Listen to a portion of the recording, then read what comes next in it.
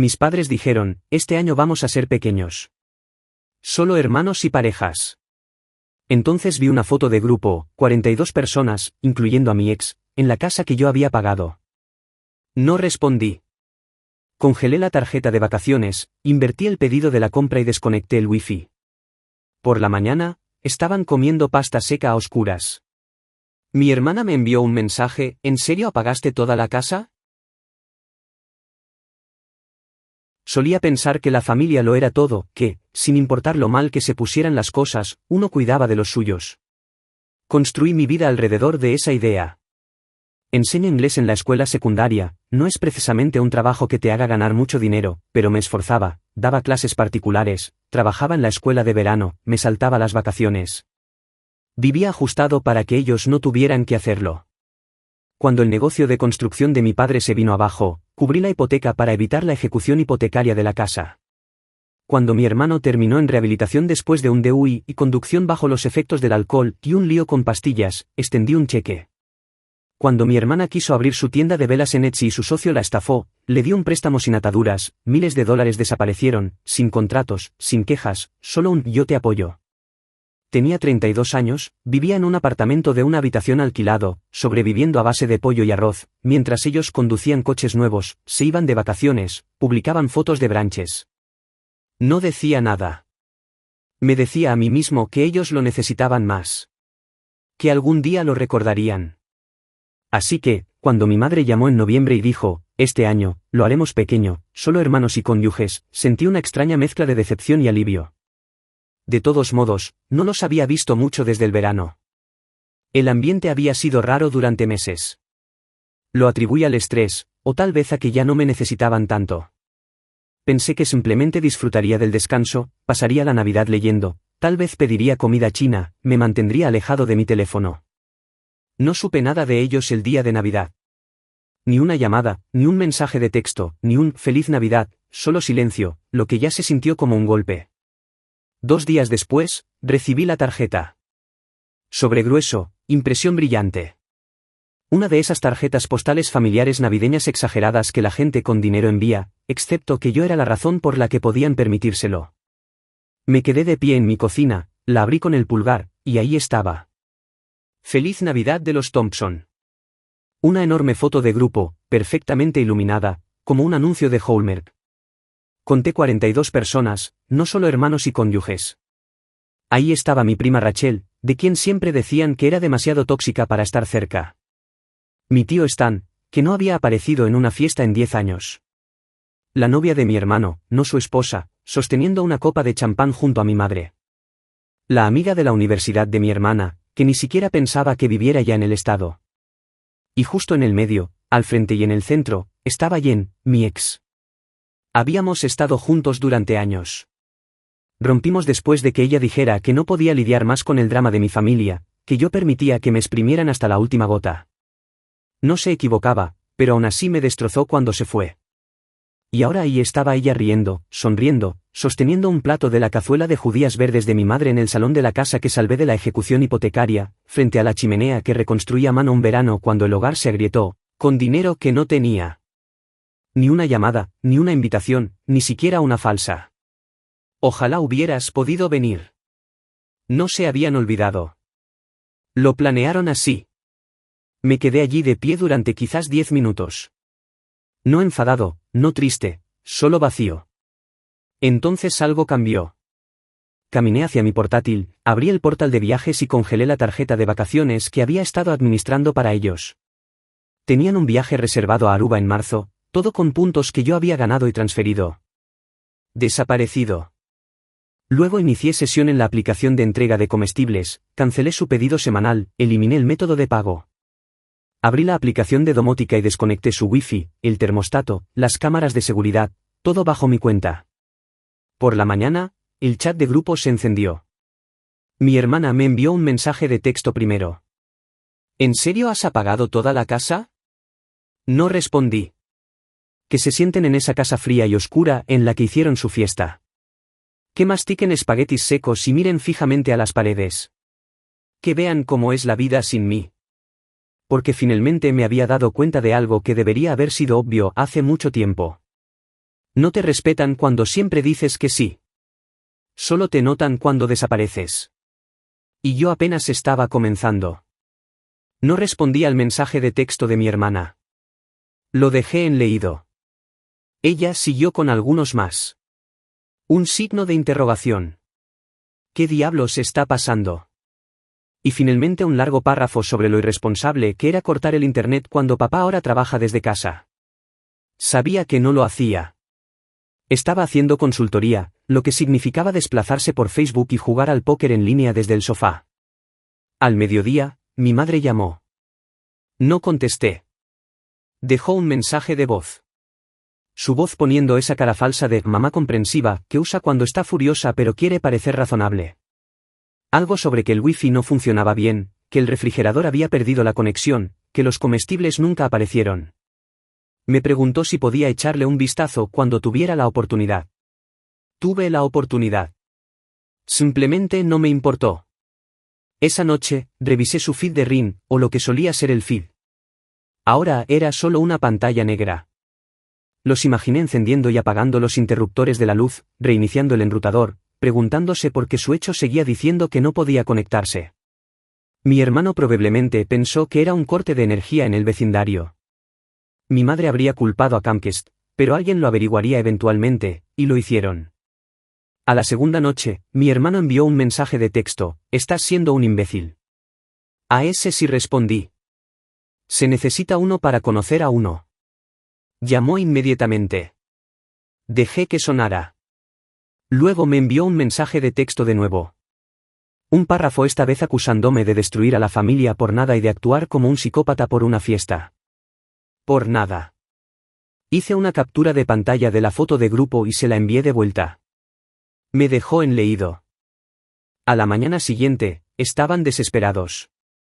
Mi hermana llamó llorando, o tratando de sonar como si lo estuviera, diciendo que no habían podido hacer un pedido de comida. El termostato no funcionaba. La casa estaba helada. El televisor no cargaba nada.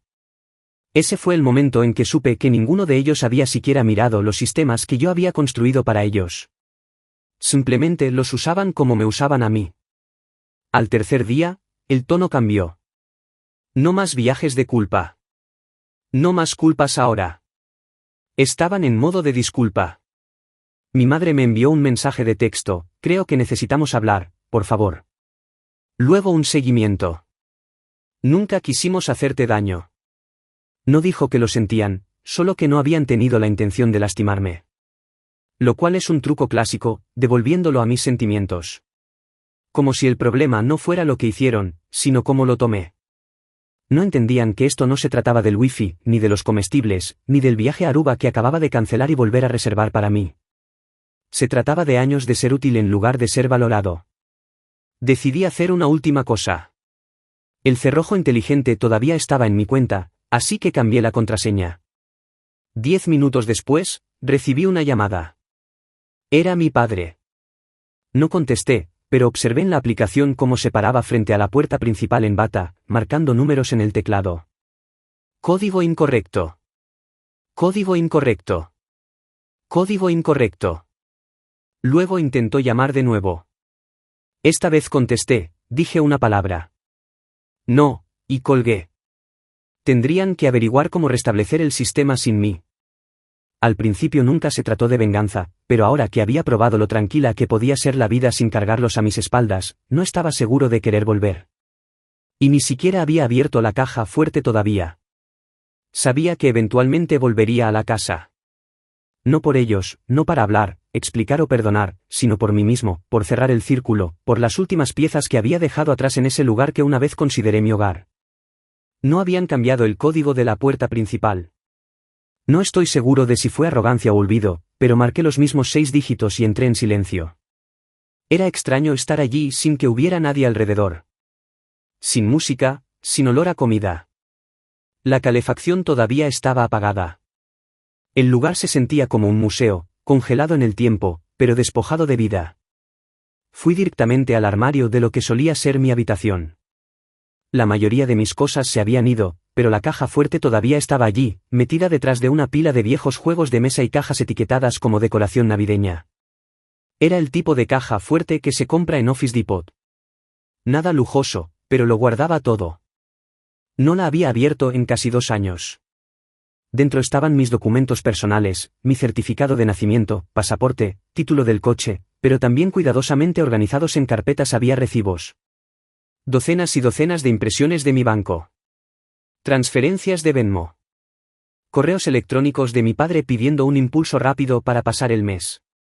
Mensajes de texto de mi hermana rogando por un poco de ayuda para cubrir el pago inicial del alquiler de la tienda de velas. Una de las carpetas era más gruesa que las demás. Dentro había copias de cada pago de la hipoteca que había hecho desde 2019. Los había resaltado, fechado. Incluso había algunos extractos antiguos que mostraban lo atrasados que estaban antes de que yo interviniera. No era caridad. Era yo tratando de mantener las cosas unidas. No estaba seguro de por qué lo guardaba todo. Tal vez estaba esperando que alguien lo olvidara. Tal vez una parte de mí siempre supo que lo harían. Entonces vi algo que no pertenecía. Un nuevo sobre metido en la parte de atrás. Mi nombre escrito en el frente con la letra de mi madre. Lo abrí. Dentro había un documento, uno legal, un formulario de transferencia de propiedad, notariado, fechado y archivado. Habían eliminado mi nombre de la escritura de la casa. Sucedió en agosto pasado, justo después de que pagué sus impuestos atrasados a la propiedad para evitar que el condado la pusiera en subasta. 2 semanas después de eso, contrataron a un abogado para que presentara la documentación para quitarme del título. Sin llamada, sin conversación, sin advertencia, simplemente desaparecido, como si nunca hubiera existido. El documento enumeraba a mi padre y mi madre como únicos propietarios. Ni siquiera me enviaron una copia. Me golpeó más fuerte que la foto de Navidad, más fuerte que ver a mi ex en su sofá. Porque esto no se trataba solo de exclusión. Esto fue traición. Coordinado, deliberado. Esperaron hasta que los salvé, luego me borraron. Me senté allí durante mucho tiempo en el suelo del dormitorio, con la carpeta en mi regazo. No estaba enojado. Ni siquiera estaba sorprendido ya. Ya había pasado por eso. Estaba tranquilo. Dejé la caja fuerte abierta y salí de la casa con los documentos que necesitaba. Conduje de regreso a mi apartamento y llamé a un abogado, alguien que conocía a través de un amigo profesor que había pasado por un mal divorcio. Era directo, agudo y no tenía paciencia para tonterías. Le expliqué todo, le envié los recibos escaneados, los mensajes de texto, las transferencias bancarias y finalmente la transferencia de la escritura. No vaciló. Tienes suficiente aquí para enterrarlos. Como mínimo, puedes congelar sus activos, posiblemente recuperar parte de la casa. Por lo menos, pasarán el próximo año explicando esto a un juez. Presentamos la documentación 2 días después. Para el viernes por la mañana, les notificaron. Mi madre fue la primera en llamar, 3 veces seguidas. No contesté. Luego un mensaje de texto. Peter, necesitamos hablar. Por favor. No sé lo que está pasando, pero algo llegó por correo. Lo ignoré. Mi padre me envió un correo electrónico por primera vez en años. Solo decía, ¿qué estás haciendo? Sin signo de interrogación. Como si no pudiera creer que tuviera la osadía. No respondí. Mi hermana dejó un mensaje de voz. Dijo que habían cometido un error.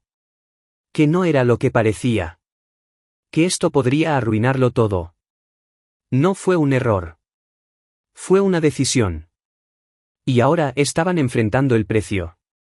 Solían decir que yo era el pegamento que mantenía unida a la familia.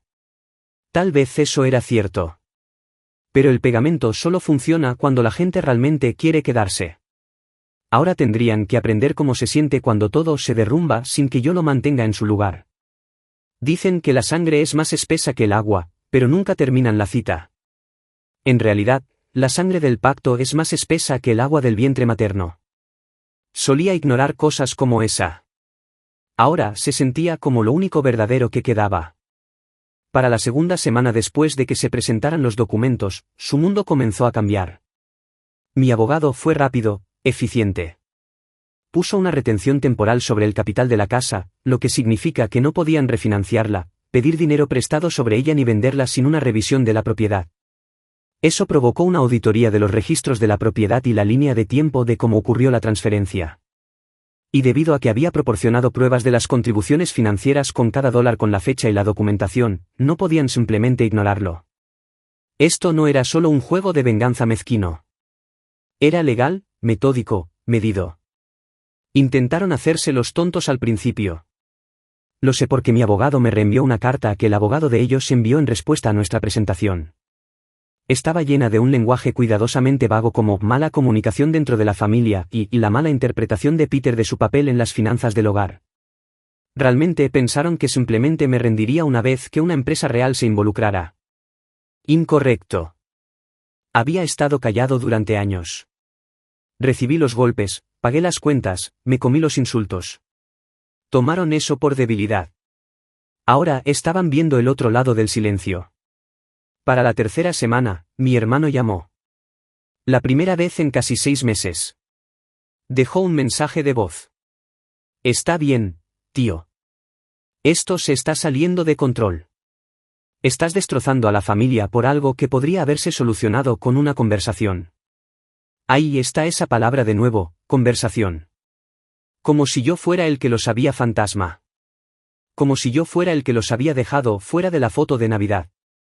Como si yo fuera el que robó una casa a alguien que la salvó. No, mi hermana me envió una nota de voz a continuación. No la abrí, simplemente la eliminé. Lo único que sí leí fue un correo electrónico de mi madre. Comenzó con, lo sentimos. Luego, pero si continúas con esto, lo perderemos todo. Leí eso 2 veces. No, lo sentimos por lo que hicimos. No, estuvimos equivocados. Solo, lo perderemos todo.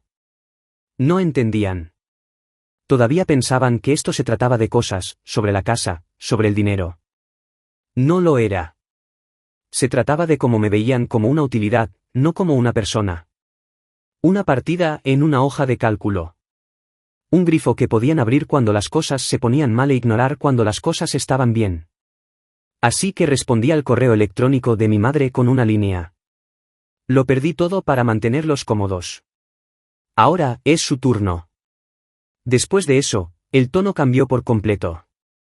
Su abogado trató de negociar, ofreció una participación parcial en el capital, un acuerdo en efectivo, dijo que tal vez podríamos llegar a una conclusión amistosa. Mi abogado me preguntó si quería llegar a un acuerdo. Dije que no. Quería que fuera a juicio. Quería las declaraciones. Quería que mi madre y mi padre se sentaran bajo juramento y le explicaran a un juez cómo cortaron silenciosamente a su propio hijo de una casa que él pagó. Quería mostrar la tarjeta de Navidad en la corte. Las 42 personas, mi ex. Quería que quedara registrado. La única vez que sentí un parpadeo de vacilación fue cuando pasé por la casa de nuevo unas semanas después, solo conduciendo. La luz del porche estaba apagada. El césped no había sido cortado. Había un aviso atrasado de la ciudad pegado con cinta adhesiva en la ventana. Pero no me detuve. Dejaron claro que ya no era familia. Solo lo estaba haciendo oficial. Se estancaron tanto como pudieron. Su abogado solicitó retrasos 2 veces. Una vez alegando enfermedad, otra vez diciendo que necesitaban más tiempo para recopilar la documentación. Ambas veces fueron denegadas. Mi abogado fue implacable y la evidencia fue irrefutable. La fecha de la corte se fijó para mediados de mayo. No le dije a nadie en el trabajo de qué se trataba el caso. Tomé una licencia personal, les dije que era un asunto familiar, lo cual técnicamente no era una mentira. Me presenté al tribunal con un traje básico. Nada llamativo, solo limpio, presentable. Los vi en el pasillo cuando entré. Mis padres parecían más pequeños, no solo más viejos, más pequeños, como si el peso de estar expuestos los hubiera comprimido físicamente. Mi hermana no me miraba a los ojos. Mi hermano parecía enojado, como si yo fuera el que estaba arrastrando su nombre por el barro. Fue una pequeña audiencia civil. Sin jurado, solo un juez, un secretario y un par de abogados que no podrían haber sido más diferentes. Su abogado, todo brillo y excusas, el mío, tranquilo, concentrado, con carpetas etiquetadas por fecha y fuente. El juez hizo una pregunta sencilla para comenzar. ¿Puede alguien explicar por qué el demandante fue eliminado de la escritura de la propiedad sin su conocimiento a pesar de las contribuciones financieras documentadas? Su abogado se lanzó a un suave servicio de evasivas, sugiriendo que era un malentendido, que no había un acuerdo formal y que no había pruebas de intención. Mi abogado deslizó un correo electrónico impreso de mi padre fechado el año en que cubrí la hipoteca agradeciéndome por mantener la casa a flote y diciendo, no podríamos haber mantenido las luces encendidas sin ti. Luego vino la hoja de cálculo, cada pago, cada depósito, cada nota que había hecho, incluso los mensajes de Venmo. También presentamos la tarjeta de Navidad. 42 personas, ninguna de ellas yo. Observé a mis padres retorcerse mientras el juez leía todo. Luego vino la mejor parte. Tenía un clip de audio. Casi lo había olvidado, pero mi teléfono había grabado automáticamente una conversación de hace 2 años. Mi madre había llamado para preguntar si podía cubrir la reparación del techo. En la llamada, ella dijo, sé que es tu casa tanto como la nuestra ahora. Por eso te lo estoy pidiendo. Mi abogado reprodujo ese clip de 15 segundos completo. El juez los miró y dijo, entonces, el acusado reconoció verbalmente la propiedad compartida a cambio de apoyo financiero. No respondieron, solo se sentaron allí, con caras como papel mojado. Al final de la audiencia, estaba claro. El juez falló a mi favor. No la propiedad total. No había pedido eso. Solo una participación del 50% en la propiedad y una restitución financiera por exclusión ilegal y tergiversación en un acuerdo financiero privado. Eso significaba que no podían vender, refinanciar o cambiar nada de la casa sin mi consentimiento. Y me debían un poco más de $87,000. No lo tenían. La casa saldría al mercado o yo comenzaría a cobrar pagos con intereses hasta que se liquidara. Si incumplían, podría solicitar un gravamen. Cuando el juez levantó la sesión, no los miré. Salí respirando el aire frío como si fuera la primera inhalación real que había tomado en años.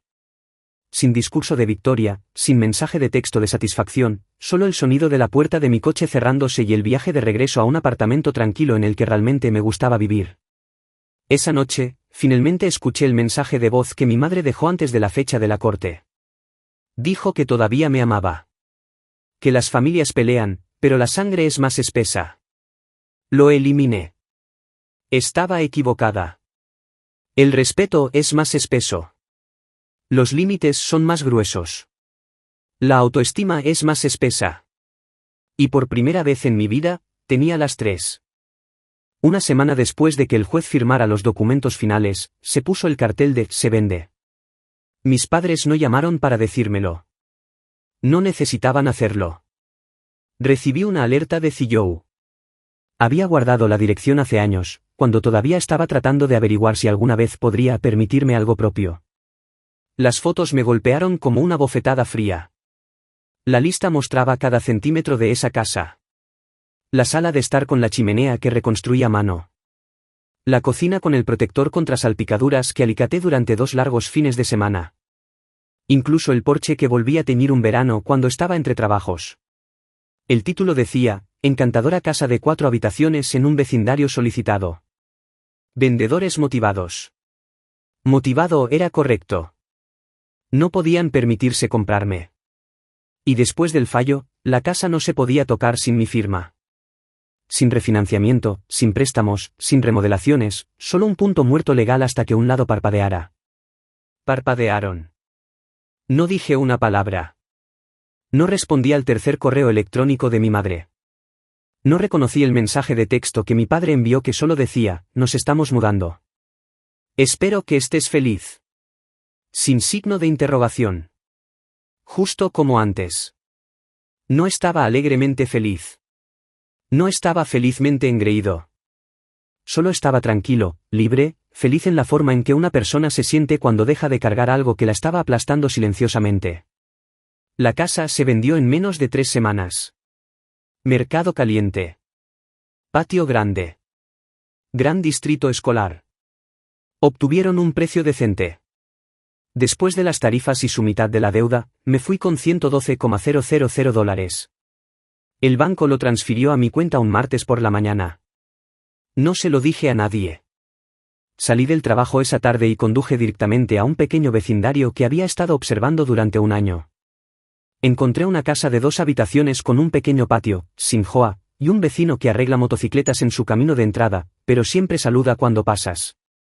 Hice una oferta ese día, todo en efectivo. Se cerró en 9. Y así, tenía un hogar, no una casa llena de fantasmas y culpa y obligaciones forzadas. Un hogar.